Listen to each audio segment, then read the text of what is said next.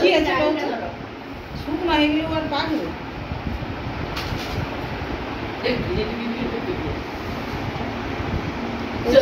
তোমার এবার কাঁঠালটাও তো এইরকম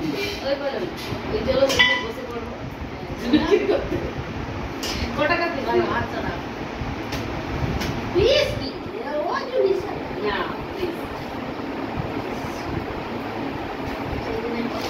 কিলো নিয়ে এসে গেল হ্যাঁ সিরিয়াস আমলে এনে দিবি ওই বিপদে আরেক দিন লাভ দিতে বল চুপ তখন নষ্ট হয়ে যাবে হ্যাঁ ওইটা তো খাও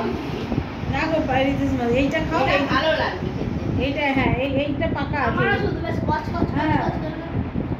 আর খাজা কাঁঠালে না ক্ষতি হয় না দুলা কাঁঠালে দেখবে সারাক্ষণ তোমার যেন না গাছ খেলাম অনেক খেয়েছো তুমি মুখের ব্যথায় একটুখানি ইয়ে আছে নাহলে কাঁঠাল তো সুন্দর খাজা তো অনেকেই পছন্দ ভালো আমারও খাজাটা ভালো বেশ গাছ চলো ভাত বলি চলো না আমি জানি আমি আমাকে বাদে বাবাই যে এক্ষুনি বললো বাবাই বলি কি আর ভাত টাত খাবি কাঁঠাল দিয়ে দেবো তার বেলা সুন্দর না যাও না রাখো না সবাইকে দিতে হবে তার বেলা সুন্দর আর আমাকে বলে চাল দাও আমি তো এমনিই চাল দিচ্ছি কদিন ভাত খাচ্ছি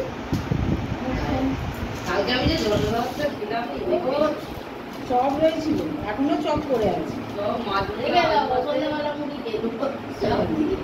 চপ করে এই না সত্যি সত্যি গরম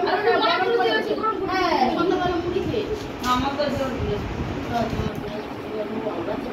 কালকে খেয়ে গেছি আর একটু নরম নরম না ভাতটা একটু নরমও হয়ে গেছিল কোচা কোচা ভালো লাগে না কচা কচা জল লাস্টের ভাত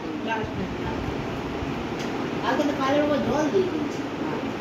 পরে শাকের তরকারি খাবো নি পেটটা একটা টমেটো বের হচ্ছে বাইরে যাচ্ছে আমি আবার বেশি পেট কি বলো তো আমাদের এইখানে যে তরকারি ওই লোকটা না শোনে না